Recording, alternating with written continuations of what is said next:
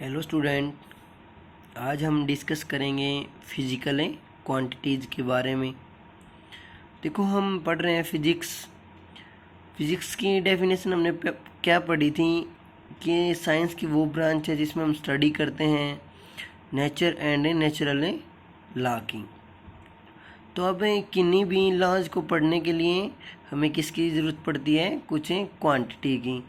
तो उन क्वांटिटी को हम क्या बोलते हैं? Physical quantity. जैसे किसी भी लॉज को डिस्क्राइब करने के लिए हमें कोई भी क्वांटिटी चाहिए, ठीक है। तो हम पढ़ रहे हैं फिजिकल क्वांटिटी। क्या होती है physical quantity? All the quantity which are use to describe the laws of physics are known as a physical quantity.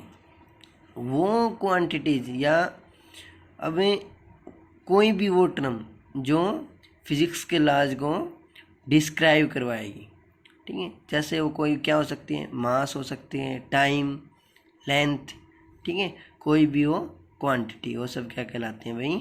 Physical quantities, ठीक है बेटा।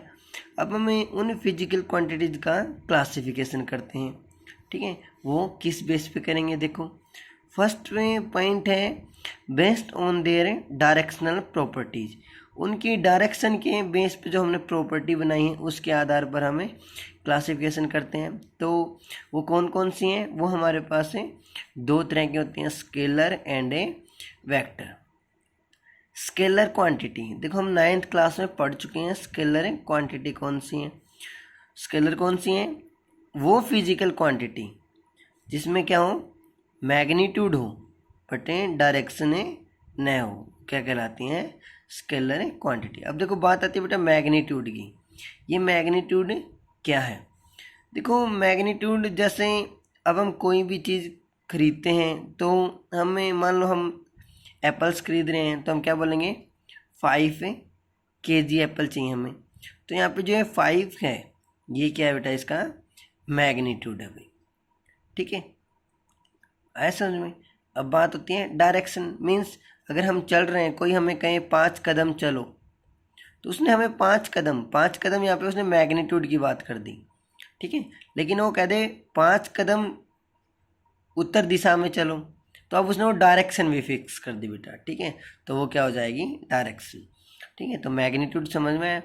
तो वो क्वांटिटी जिसमें मैग्नीट्यूड गिवन हो बट डायरेक्शन न हो, वो क्या होंगे बेटा? अपनी स्केलर क्वांटिटी। जैसे मास, डेंसिटी, वॉल्यूम, टाइम, ठीक है। मास जैसे 50 किलोग्राम, 60 किलो। डेंसिटी कोई भी, जैसे बेटा 60, ठीक है, क्यूबिक या कुछ भी, ठीक है। जैसे वॉल्यूम बेटा, टाइम 50 सेकेंड, 40 सेकेंड। ये सिर्फ एक ही डायरेक्शन में होंगे बेटा, इनकी कोई अपोजिट डायरेक्शन नहीं होगी। Vector quantity, the physical quantity which have both magnitude and direction. वो क्वांटिटी बेटा जिसमें डायरेक्शन भी हो और मैग्नीट्यूड भी हो, वो क्या होंगी? और जो ओबे करती हो वेक्टर लॉ को, वो क्या कहलाएंगे बेटा? हमारी वेक्टर क्वांटिटी, ठीक है। ऐसे जिसमें देखो बेटा वेक्टर क्वांटिटी कैसे? अब तक जैसे हमने यही बात की थी बेटा 5 कदम चलो, तो वो तो स्केलर हो गया। अब आपको आप एक स्पेशल टर्म अप्लाई कर दी बेटा डायरेक्शन साथ में, कि सिर्फ आपको उसी डायरेक्शन में चलना है। जैसे 5 कदम में उत्तर दिशा में चलो, ठीक है। तो वो हो जाएंगी हमारी वेक्टर क्वांटिटी। उसके बाद है बेटा अपना based on their dependency, means वो क्वांटिटी जो किसी पर डिपेंड हो या डिपेंड न हो, ठीक है।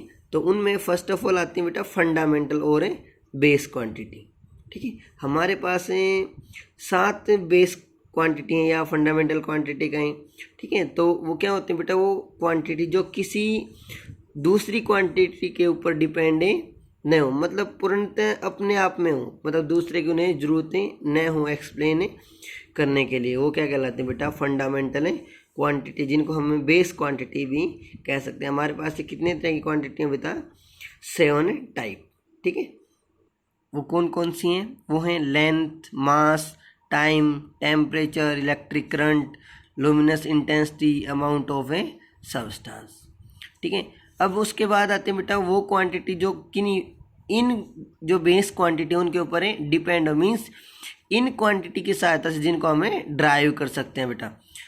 जैसे the quantity which can be expressed in term of fundamental quantity, means वो क्वांटिटी जिनको हम एक्सप्रेस कर सकते हैं फंडामेंटल क्वांटिटी के बेस पे बेटा। तो कौन सी है, जैसे स्पीड, ठीक है। स्पीड क्या होता है बेटा, स्पीड का फार्मूला हम क्या निकालते हैं, distance per unit time, means length और टाइम का यूज करके हम स्पीड निकाल सकते हैं। वॉल्यूम लेंथ क्यूब होता है बेटा, ठीक है, मीन्स लेंथ का यूज करके हमें वॉल्यूम में निकाल सकते हैं। इसी तरह एक्सेलरेशन बेटा, ठीक है। फोर्स क्या हो जाएगा, mass into acceleration, means mass और एक्सेलरेशन क्या होता है बेटा, वेलोसिटी पर यूनिट टाइम, ठीक है। वहाँ से हमें इन फंडामेंटल क्वांटिटी का यूज करके इन ड्राइव्ड क्वांटिटी को एक्सप्रेस करवा सकते हैं बेटा, ठीक है। आया समझ में, ठीक है। आगे चलते हैं। देखो बेटा, अभी हमने कुछ क्वांटिटीज़ के बारे में पढ़ लिया, लेकिन अगर हम जैसे जैसे आगे चलते हैं तो बेटा ऐसी कुछ क्वांटिटी इसे हम बात करें तो स्पेशल केस की बात कर सकते हैं। कुछ क्वांटिटी को हम क्लासिफाई करवाते हैं बेटा डायमेंशन और डायमेंशन लेस के बेस पे, या फिर कांस्टेंट और वेरिएबल के बेस पे, जो हम आगे पढ़ेंगे कि डायमेंशन क्या होता है, ठीक है, डायमेंशन लेस क्वांटिटी क्या है, और कांस्टेंट और वेरिएबल, इन सब के बारे में मैं आगे पढ़ेंगे।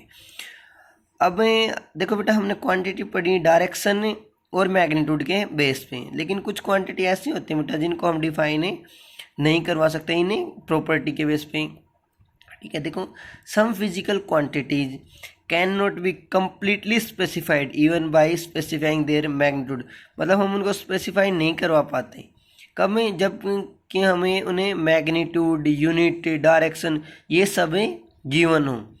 तो इस तरह की हम क्वांटिटी को हम क्या बोलते हैं बेटा, टेंसर क्वांटिटी, क्या बोलते हैं, टेंसर्स, ठीक है।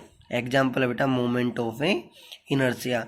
देखो, लेकिन हमारे जो सिलेबस है +1 +2 का, उसमें हमारे पास सिर्फ 2 ही आती हैं बेटा, स्केलर और वेक्टर क्वांटिटी, ठीक है। तो टेंसर क्वांटिटी जो थर्ड टर्म है वो आपके सिलेबस में नहीं है, बट हमें याद होना चाहिए कि टेंसर क्वांटिटी क्या होती है, ठीक है। तो बेटा ये हमारी हो गई कुछ फिजिकल क्वांटिटी। आई होप में ये आप सभी को समझ आई होंगी, ठीक है। तो बेटा इनको जो मैंने टर्म बताए इनको नोट कर लें और याद करने की कोशिश करें, ठीक है। देखो बेटा, जो हमारा +1 का सिलेबस है वो बिल्कुल डिपेंड करता है हमारे 9th क्लास के सिलेबस पे। तो आप लोगों से रिक्वेस्ट है कि आप 9th क्लास के सिलेबस को भी रिवाइज करते रहें साथ साथ। उसमें जो ऐसे अपने लेसन थे मोशन, ग्रेविटेशन, ठीक है, न्यूटन्स लॉ, ये एज इट इज आपके +1 के सिलेबस में है, उनको अच्छे से रिवाइज कर लें। अगर आप जो सिलेबस है 9th क्लास का उसको अच्छे से रिवाइज कर लेते हैं बेटा, तो आपका जो +1 का सिलेबस है आपको बिल्कुल ही ईजी लगेगा, ठीक है। आज हम सिर्फ इतना ही करेंगे फिजिकल क्वांटिटीज़ के बारे में। जो हम नेक्स्ट वीडियो डालने आएगी उसमें हम करेंगे यूनिट्स और डायमेंशन के बारे में, फिर उसके बाद हम एरर पढ़ेंगे बेटा, ठीक है। इस तरह से हम धीरे धीरे अपने सिलेबस को आगे लेकर चलेंगे, ठीक है। तो इसे अच्छे से रिवाइज कर लेना, कॉपी में नोट कर लेना, ठीक है। जो कुछ पॉइंट समझना है वो पूछ सकते हैं, ठीक है। थैंक यू भाई।